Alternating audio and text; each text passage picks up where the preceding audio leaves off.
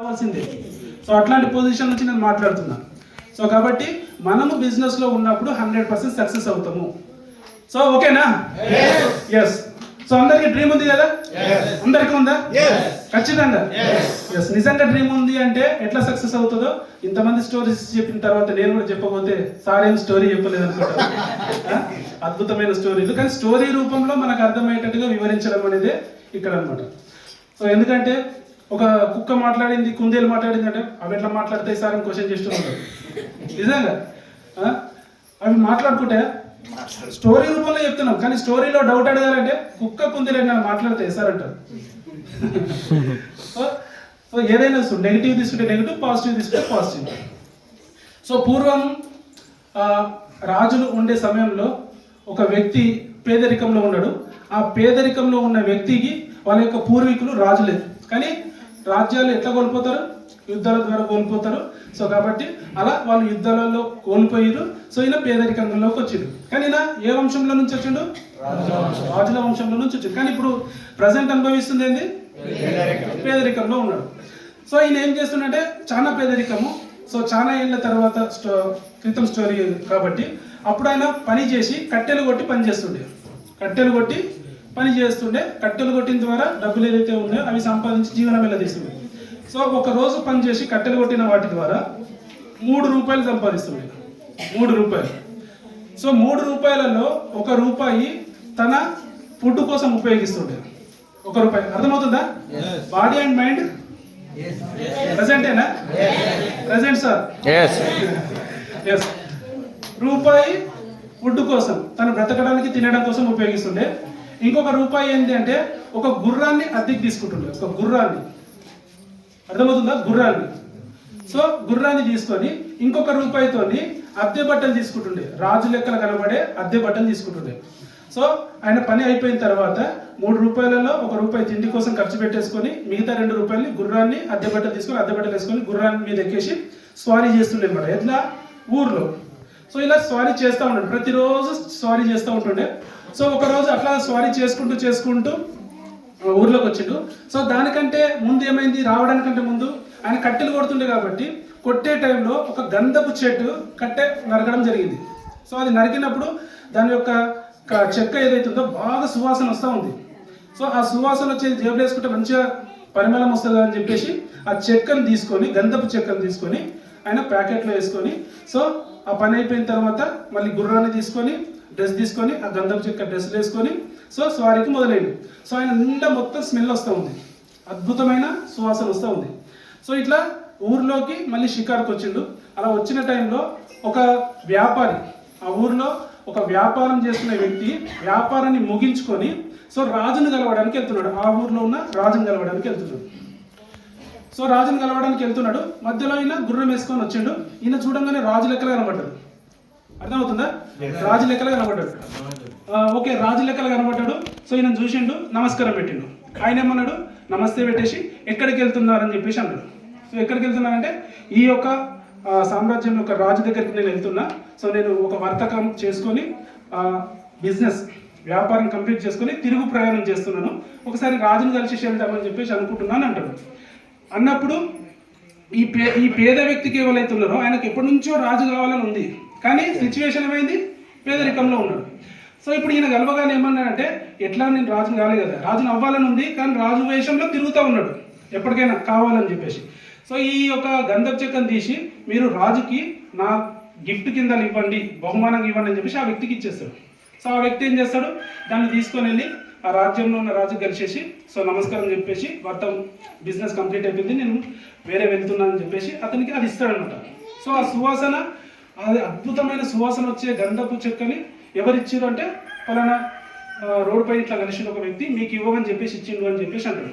So ఇంత సువాసన గల గిఫ్ట్ నాకు ఇచ్చిండు కదా, సో ఆయనకు నేనేమని ఇవ్వాలని చెప్పేసి రాజు ఏం చేసిండంటే బంగారు పాదుకలు ఇచ్చిండు. వైఢీర్యాలతో కూడిన బంగారు పాదుకలు ఇచ్చిండు. సో ఇప్పుడు ఈయన పేద వ్యక్తి కదా, సో ఈయన ఏం చేసిండంటే అవి ఇచ్చి నీకు ఎవరైతే గంధపు చెక్క ఇచ్చారో ఆయనకి ఇవి గిఫ్ట్ నిందాలా నా తరపున ఇవ్వండి అని చెప్పేసి అన్నాడు. సో ఈయన పోయేటప్పుడు మళ్ళీ వెళ్ళిండు. ఆయన మరుసటి రోజు మళ్ళీ సేమ్ సమయానికి వచ్చిండు. వచ్చినప్పుడు ఇవి మీ రాజుగారు మీకు ఇవ్వమని చెప్పేసి అన్నాడు అని చెప్పేసి అన్నాడు. సరే ఇప్పుడు ఆయన ఏం చేసిండు, అవి తీసుకొని సో ఇవి నేనేం చేసుకుంటా, సో మీరు ఇప్పుడు ఎక్కడికి వెళ్తున్నారంటే నేను వేరే దేశానికి వ్యాపార నిమిత్తం వెళ్తున్నాను అని చెప్పేసి వేరే దేశం గురించి చెప్తాడు. సో అక్కడున్న రాజుకి ఈ బంగారు పాదుకలు నా పరంగా ఇవ్వండి అని చెప్పేసి అంటాడు.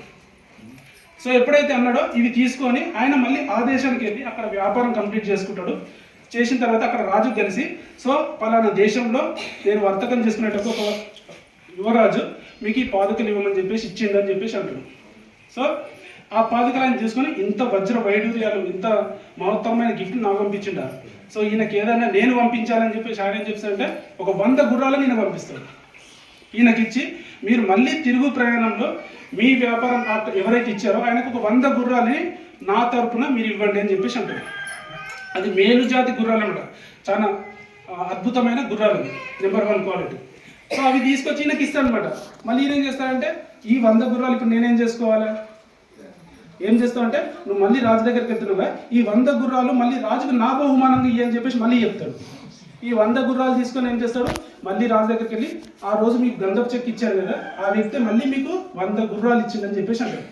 అరే 100 గుర్రాలు ఇచ్చిండు, మేలు జాతి గుర్రాలు, సో ఇంత అద్భుతమైన గుర్రాలు ఇచ్చిందని చెప్పేసి ఈయన ఏదో పెద్ద రాజు ఉన్నట్టు అని చెప్పేసి ఏమనుకుంటాడు, అర్థమైపోయిందా? కానీ అది కాదు ట్విస్ట్.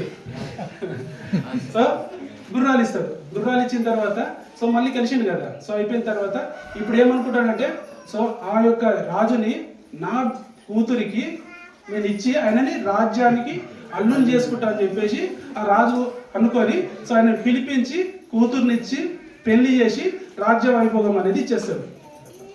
అర్థమవుతుందా? ఏమర్థమైంది? ఆయన మనసులో రాజు అవ్వాలని ఉంది, కానీ ఆ రాజనే అవ్వాలి అన్న ఏదైతే కోరిక ఉందో సో ఆ కోరిక నిజమైందా లేదా? నిజంగా మీకు కూడా డ్రీమ్ ఉంది అనుకుంటే ఒక రోజు నిజం అవుతుంది. సో ఈ డ్రీమ్ నిజంగా కావాలని అనుకుంటేనే, ఏదో సాడు కారు అన్నాడు కారు కావాలని నేను కారు రాసుకున్నా, ఆయన బిల్డింగ్ రాసుకున్నాడు 2 కోట్లతో నేను 3 కోట్లతో రాస్తా అని చెప్పేసి రాస్తే అవుతుందా? బలమైన కోరిక, నీ యొక్క నిజమైన డ్రీమ్, అసలు నీకేం కావాలి, బర్నింగ్ డిజైర్, ఖచ్చితంగా ఇది సాధించాలి, సాధించి నేను తీరాలి, ఒకవేళ ఇది సాధించకుండా నేను చనిపోతే అసలు ఈ జీవితానికే వ్యర్థం అనే విధంగా నీ డ్రీమ్ ఉండాలి. సో అలాంటి డ్రీము ఆయనకి రాజవ్వాలి అన్న కోరికని ఆ విధంగా క్రియేట్ చేసిరు. మరి నీ యొక్క డ్రీమ్ నిజమైతే కనుక నువ్వు ఒక లక్షాధికారి కావాలి అంటే, నీ ఇంటి ముంగట ఒక బెంచ్ కార్ ఉండాలి అంటే, నీ యొక్క బిల్డింగ్ ఒక 5 కోట్లతో కన్స్ట్రక్షన్ చేయాలి అంటే, సో నీ యొక్క నిజమైన డ్రీమ్కి వెస్టేజే చిరునామా. సో వెస్టేజ్ సార్ నమ్మితే సొమ్ము నమ్మకపోతే దుమ్మన్నారు కదా, నిజంగా అంతే. మీరు నమ్మి పని చేస్తే ఇక్కడ సక్సెస్ ఎవరు అవ్వలేరు. సో పని is equal to result, money పని మనీ అన్ని పని ఈజ్ ఈక్వల్ టు రిజల్ట్. పని చేయకుండా వాళ్ళని సక్సెస్ అయిన వాళ్ళు ఉన్నారా? లేరు కదా. సో ఇప్పుడు మనం వెస్టేజ్ కంపెనీని మనం ఏ విధంగా చూస్తున్నాం? సో మామూలుగా మనం చెప్తాం జాబ్ చేస్తే సక్సెస్ అవుతామా, బిజినెస్ చేస్తే సక్సెస్ అవుతామా? బిజినెస్. జాబ్ చేస్తే సక్సెస్ అవుతామా? లేదు కదా. జాబ్ను వదిలేసి బిజినెస్ చేసి సక్సెస్ అవుతాం, కానీ జాబ్ ద్వారా సక్సెస్ కావాలి. ఎందుకంటే జాబులు చేసే వాళ్ళకి తెలుసు ఎంత సక్సెస్ ఉందనే తెలుసు, కానీ జాబ్ చేయొద్దని ఎవరైనా చెప్తున్నామా? జాబ్ మీద డిపెండ్ అవ్వద్దు పూర్తి స్థాయిలో. నా జీవితమే జాబ్ అనుకుని డిపెండ్ అవ్వద్దు. జాబ్ ప్రజెంట్ నీకు నీ ఇంటి అవసరాలకి ఉపయోగపడేది, కానీ జీవితంతో ఉపయోగపడేది కాదు కదా. నువ్వు జాబే సర్వస్వం అనుకుంటే 60 సంవత్సరాల తర్వాత చాలా ఇంటికి ఎందుకు పంపిస్తారు? ఎందుకు పంపిస్తున్నారు? నేను చేస్తాను చెప్పండి. 60 సంవత్సరాలప్పుడు కూడా సార్ నేను యాక్టివ్ ఉన్నా, నేను చేస్తాను చెప్పండి, వద్దురా బాబు అని చెప్పేసి పంపిస్తారు. ఎందుకు? నీకు 50,000 జీతం ఇవ్వాలి, ఈ 50,000 నలుగురు పని చేయడం రెడీ ఉన్నారు. ఫస్ట్ నువ్వు రిటైర్మెంట్ అని చెప్పి నువ్వు చేయడం రెడీ ఉన్నా కూడా 50,000 జీతం ఆయనకు ఎక్కువైపోయింది. ఈరోజు నలుగురు పని చేయడానికి వచ్చింది. రెండోది నువ్వు ఆర్డర్లు వేస్తావు, పని చేయవు.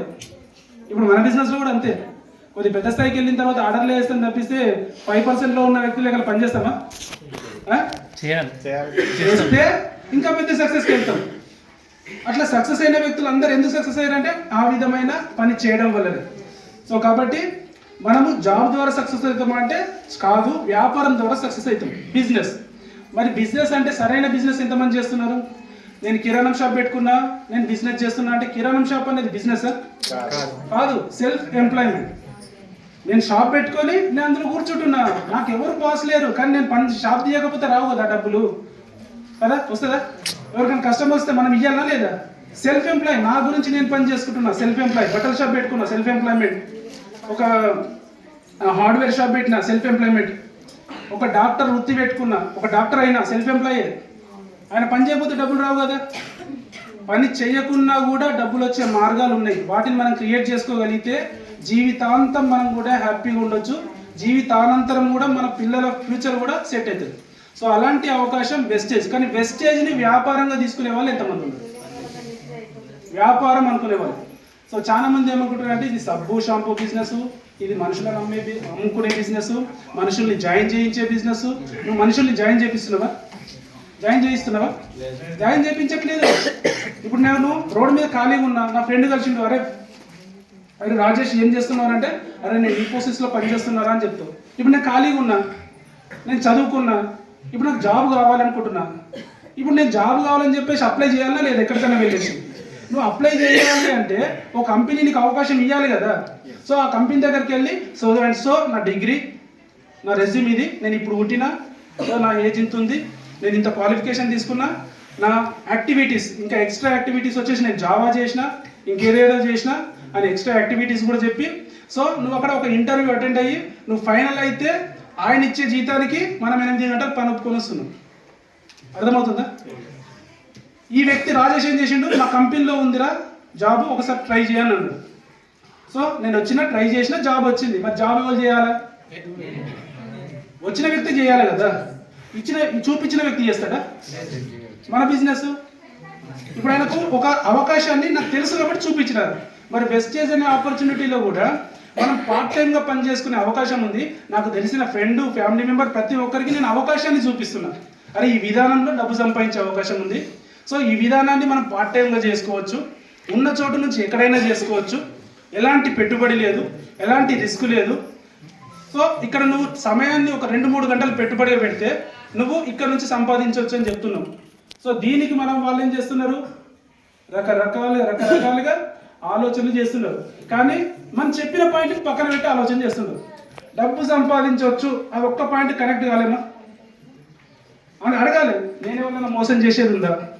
నువ్వు డబ్బులు పెట్టట్లేదు, పెట్టించట్లేదు, మోసపోయేది ఉందా? లేదు కదా. మరి ఎందుకు డిసిషన్ తీసుకోలేము? అక్కడ డిసిషన్ మేకర్ అయి ఉండాలి. సో వెస్టేజ్ అనేది మనం 10 మందికి హెల్ప్ చేస్తూ ఉన్నాం. మరి నాకు రాకుండా నేను హెల్ప్ చేయగలుగుతానా? లేదు కదా. నాకే తెలియలేదు అనుకోండి, నేను ఎవరికైనా చెప్పగలుగుతానా? ఎవరికి చెప్పలేను. సో కాబట్టి నేను నేర్చుకుంటూ నేను ఎదుటి వ్యక్తికి నేర్పిస్తూ ఉన్నా. సో దానికి మన ఒక appliance winning team education system మనకు సపోర్టెడ్గా ఉంది. సో మీరు గెలవడం కోసము మీ యొక్క లైన్ ఆఫ్ స్పాన్సర్స్ మీకు సపోర్ట్ చేయడానికి ఉన్నారు. కాబట్టి మీకు ఫోన్ చేస్తారు. మనం ఏం చేస్తాం, ఫోన్ చేస్తే అబ్బా మళ్ళీ ఫోన్ చేస్తున్నాడు రా, ఇప్పుడు ఏం లేవటన్నా వద్దా? నేను ఇంట్లో ఉన్నా సార్, నేను ప్లాన్లో ఉన్నా సార్, నేను ఉన్నది ఇంట్లో, నేను ప్లాన్లో ఉన్నా సార్. ఎవరు మోసం చేసుకుంటారు? నువ్వు ఇంట్లో ఉన్నా, నెక్స్ట్ డే ఇంట్లో ఉన్నా కానీ ప్లాన్లో ఉన్నా, ఆ నెక్స్ట్ డే నేను ఇంట్లోనే ఉన్నా, ప్లాన్లో ఉన్నా, నెల అయిపోయింది, చెక్ వస్తుందా? మరి నువ్వు ఇంట్లో ఉన్నందుకు నీకు అప్లైన్కి ఏమైనా తగ్గిందా? నువ్వు ఇంట్లో ఉన్నావు, పని చేస్తున్నావు, ఓకే నమ్మిండు, అప్లైన్ నమ్మిండు, ఆయన ఇంకా వేరే వాళ్ళ మీద పని చేస్తున్నాడు. ఆ పని చేయడం వల్ల ఆయనకు డబ్బులు వచ్చినాయి, మరి నీకు వచ్చిందా? సో ఎవరిని మోసం చేసినా పర్లేదు, మిమ్మల్ని మీరు మోసం చేసుకోవద్దు. ఫస్ట్ ఆఫ్ ఆల్ మిమ్మల్ని మోసం చేసుకున్నారంటే అంతే. ఎందుకంటే ఎవరినైనా మోసం చేస్తే వాళ్ళు మోసపోతున్నారు, కానీ నా గురించి నేనే మోసం చేసుకుంటే నేనే మోసపోతున్నా. సో కాబట్టి ప్లాన్స్లలో నిజాయితీ ఉన్నాను. ఇది ఎవరి గురించి చెప్పట్లేదు, మీ గురించి మీరు చెప్తున్నారు. సో ఈరోజు ఇక్కడ కిరణ్ సార్ ఉన్నాడు, డైమండ్ డైరెక్టర్, కానీ తన యొక్క డౌన్ లైన్ని క్రౌన్ చేసిండు. బిజినెస్ ఆపర్చునిటీ ఇచ్చేటప్పుడు నాకు కిందల్నే ఉండాలి అని చెప్పేసి అనుకొని ఇచ్చిండా? లేదు, ఆయన అవకాశం ఇచ్చిండు. ముందుకు వెళ్ళండి సార్, మీ యొక్క పని సీరియస్గా చేయండి, నేను మీకు సపోర్ట్ చేస్తానని చెప్పి సపోర్ట్ చేసిండు. ఈరోజు క్రౌన్ డైరెక్టర్ చేసిండు. మనని నమ్మొచ్చిన వాళ్ళని గెలిపించడం ఇంపార్టెంటా, లేదంటే నేనే గెలవాలని చెప్పేసి చేయడం ఇంపార్టెంటా?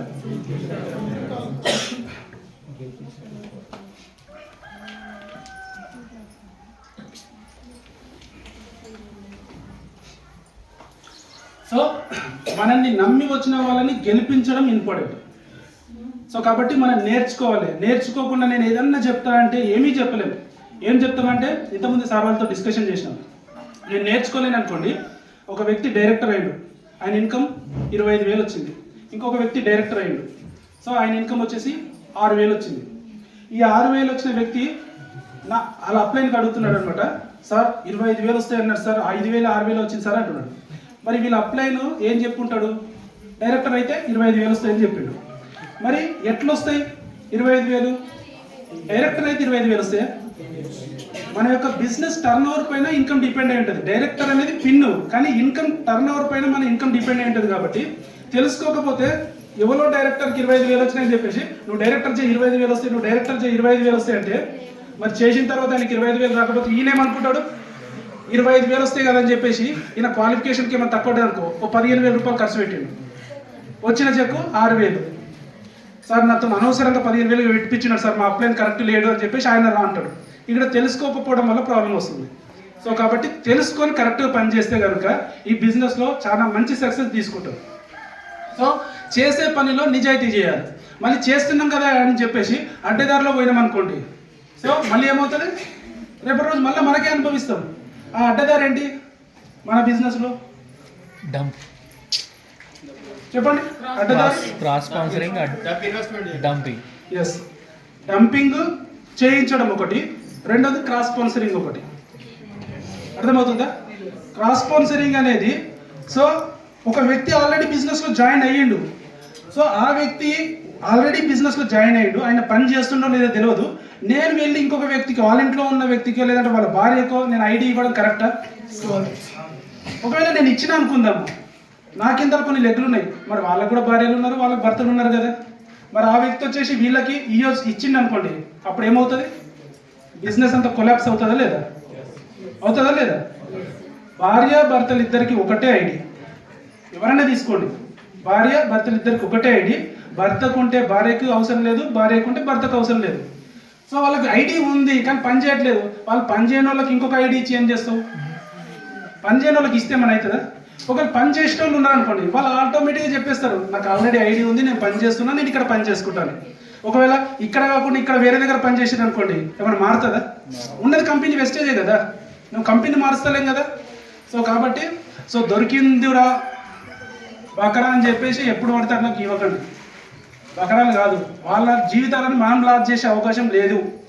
సో మనము నీతిగా నిజాయితీగా పనిచేయాలి.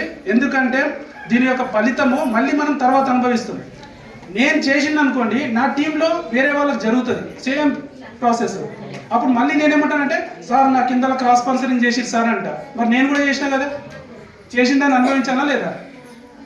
కర్మను ఎప్పుడైనా కూడా అనుభవించాల్సి వస్తుంది. సో కాబట్టి మనం చేసిన కర్మాల యొక్క ఫలితాలు మళ్ళీ మనమే తీసుకుంటాం. సో కాబట్టి ఎట్టి పరిస్థితులలో క్రాస్ స్పాన్సరింగ్ అనే దగ్గర మీరు దూరం ఉండండి. ఒక్క మెయిల్ పెడితే ఆ ఉన్న లెగ్ మొత్తం మళ్ళీ వచ్చేసి ఇక్కడ జాయిన్ అవుతుంది. ఒకవేళ నువ్వు ఆ వేసిన లెగ్ మీద నువ్వు పని చేసి ఉంటే కనుక ఒక్క మెయిల్ పెడితే క్రౌన్ డైరెక్టర్ అయినా సరే ఈ బిజినెస్లో మళ్ళీ ఏ పాత లెగ్ అయితే ఉందో అక్కడ వచ్చేసి జాయిన్ అయిపోతుంది. అండ్ రెండవ పాయింట్, సో ఇలాంటి మీటింగ్లకు ఎంతో మందిని ఇన్వైట్ చేస్తూ ఉంటారు. ఇన్వైట్ చేస్తారా లేదా? ఇన్వైట్ చేసినప్పుడు తెలిసిన వాళ్ళు కూడా రావచ్చు కొంతమంది, మనమైతే చెప్పలేదు కానీ తెలిసిన వాళ్ళు రావచ్చు. నా కిందలా జాయిన్ గా అని చెప్పేసి కొంతమంది అంటారు. ఇదేం పద్ధతి? అది కరెక్టా? నువ్వు ఇన్వైట్ చేయలేవు కదా, నువ్వు చెప్పలేదు కదా. ఇక్కడికి వచ్చాడు, అరే వేరే ఒక పర్సన్ చెప్పిండు, నేను వచ్చినా విందామని చెప్పగానే నేను చేస్తున్నా నా కింద జాయిన్ గా అంటే అది కరెక్టా? మరి రేపటి రోజు మీరు కూడా వేరే ఎక్కడో ఉన్న దగ్గర మీటింగ్ అయితే మీరు పంపిస్తారు. పంపించినప్పుడు అక్కడ వేరే వాళ్ళు చేసిరు అనుకోండి, అప్పుడు మనకు బాధ అనిపిస్తుందా లేదా? అక్కడ అట్లా చేస్తే అప్పుడు ఏం చేస్తాము? ఒకప్పుడు నేను చేసినా కాబట్టి ఇట్లా చేసి నేను సర్దుకుంటామా, లేకపోతే మళ్ళీ అప్లైన్ దగ్గర సార్ ఆడ చేసిరు సార్ నాకు ఇట్లా చేసిరు అని అంటారా? మన దగ్గరకు వచ్చేసరికి మళ్ళీ నిజాయితీ అయిపోతుంది, మళ్ళీ చేస్తాం.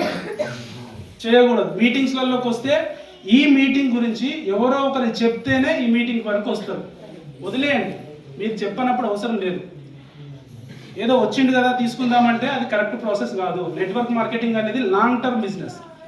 మీరు లాంగ్ టర్మ్లో పెద్ద బిజినెస్ చేయాలి అనుకుంటే నిజాయితీ చేయాలి, లేదనుకుంటే ఒకరోజు మళ్ళీ చేసిన పని అంతా జీరో అయిపోతుంది. సో ఇలాంటి పనులు చేయకూడదు.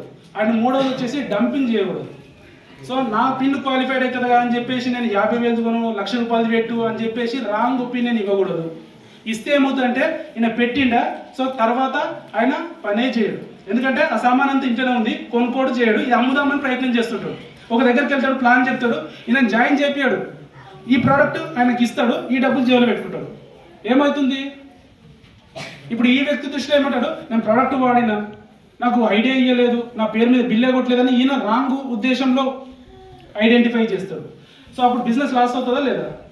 సో కాబట్టి డంపింగ్ చేపియొద్దు. చేపిస్తే ఏమవుతుందంటే ఈ ప్రాసెస్లలో మళ్ళీ ఒక వ్యక్తి వెళ్తాడు, తీసుకెళ్తాడు, అగ్రిగ్రామ్స్ తీసుకొని 400 రూపాయలకి ఇస్తాడు. ఈ రైతు తీసుకుంటాడు 400కి, ఈయన ఇచ్చిండు, వెళ్ళిపోయాడు. ఇంకొక ఆయన వచ్చిండు, ఈయనకు ప్లాన్ ఎక్స్ప్లెయిన్ చేసిన తర్వాత అగ్రి గ్రాన్యువల్స్ వచ్చేసి 700 రూపాయలు దొరుకుతుంది సార్ అన్నాడు. వాడు 400 రూపాయలకి ఇచ్చినట్టు, నువ్వు 700 చెప్తున్నావు అంటే 300 దొబ్బుదాం అనుకున్నావు కదా. ఈయన నిజాయితీగా ఉన్న వ్యక్తి ఏమవుతాడు? రాంగ్ పర్సన్ అయితే, ఎందుకంటే 400కి ఇచ్చిపోయాడు కదా. కానీ 400 రూపాయలకి ఇచ్చిన పర్సన్ ఏం చేసిండు? డంపింగ్ చేసిండు, ప్రోడక్ట్ లిక్విడ్ చేసుకుందాం అనుకున్నాడు. సో అట్లా చేయకూడదు. చేస్తే ఏమవుతుంది? అది కూడా అనుభవించాల్సి వస్తుంది. సో కాబట్టి డంపింగ్ చేయకూడదు, రాంగ్ క్రాస్ స్పాన్సరింగ్ అనేది చేయకూడదు. ఒక వ్యక్తికి ఒకటే ఐడి, ఒకవేళ ఆ వ్యక్తి మీరు ఒకవేళ పైన అప్లైన్ లేడు, అస్సలు లేడు, ఈ వ్యక్తికి రీజన్ పెట్టించండి. కంపెనీకి ఒక మెయిల్ పెట్టించండి, నా పైన అప్లైన్స్ ఎవరు లేరు కానీ నాకు ఐడి ఉంది, ఇప్పుడు నేను చేయాలనుకుంటున్నా, మరి ఈ ఐడిని నాకు రిజైన్ చేసేయండి అని చెప్పి కంపెనీకి మీరు మెయిల్ పెట్టండి. కంపెనీ అప్రూవ్ చేసింది అనుకోండి, తర్వాత 6 నెలలు ఆగి మీరు ఐడి ఇవ్వండి, అప్పటి వరకు నీకు ఓపిక ఉంటే. కానీ ఏం చేస్తారంటే చేస్తాను వస్తారు, గతం ఇంట్లో వండుకుంటారు, ఐడి తీసుకోగానే ఇంట్లో వండుకుంటారు. సార్ కొనుక్కోండి సార్, 5,000 రూపాయల ప్రోడక్ట్ తీసుకొని కరెక్ట్గా పని చేయండి సార్ అంటే 5,000 రూపాయలు కాదు సార్, ఒక 200 రూపాయల ప్రోడక్ట్ కొనుక్కుంటా అంటారు. ఈయన కోసం మనం అన్ని చేసేది రైట్ పీపుల్స్. మనం ఎవరితో పని చేయాలంటే రైట్ పీపుల్స్తో పని చేయాలి. రాంగ్ పీపుల్స్తో పని చేసామనుకోండి, మీ సమయము, డబ్బు, శ్రమ మొత్తం వేస్ట్ అయిపోతుంది. రైట్ పీపుల్ని ఎట్లా ఎన్నుకోవాలా? మీరు నెంబర్ ఆఫ్ ప్లాన్స్ చెప్పండి. నెంబర్ ఆఫ్ ప్లాన్స్ మీరు ఎవరిని కూడా జడ్జ్ చేయొద్దు. మీ యొక్క ఫ్యామిలీ మెంబర్స్ కావచ్చు, ఫ్రెండ్స్ కావచ్చు, రిలేషన్స్ ఎవరైనా సరే అందరి లిస్టు రాసుకొని ప్రతి ఒక్కరికి ప్లాన్ చెప్పండి.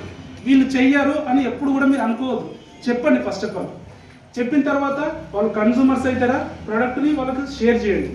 ఒకవేళ పని చేస్తారా, సో వాళ్ళకి ఐడి ఇచ్చేసి పని ఎట్లా చేయాలో చెప్పండి. ఆ చేసే పనిలో ఎవరు సీరియస్గా ఉన్నారో వాళ్ళ కింద మీరు టీం బిల్డ్ చేయండి. అర్థమవుతుందా? ఇదే ప్రాసెస్. ఇంతకు మించి ఒక యాక్టివ్ వచ్చిన వ్యక్తి నాకు వస్తే బాగుండు అంటే ఎవరు రారు. బిజినెస్లో పెద్ద పెద్ద లీడర్లు రారు, వచ్చిన తర్వాత నేర్చుకొని లీడర్లు అవుతారు. సో కాబట్టి నాకు మంచి లీడర్ వస్తే నేను పని చేస్తుండే అంటే, నువ్వు మంచి లీడర్ ఉన్నప్పుడు నీకు మంచి లీడర్లు వస్తారు అట్లా. సో కాబట్టి సీరియస్గా పని చేయండి, ఈ పనులు ఎప్పుడు కూడా చేయొద్దు. సో వ్యాపారం చేస్తున్న మన వెస్టేజ్ని వ్యాపారంగానే చేయండి. 3,500 అవుట్లెట్స్కి మీరు పార్ట్నర్స్.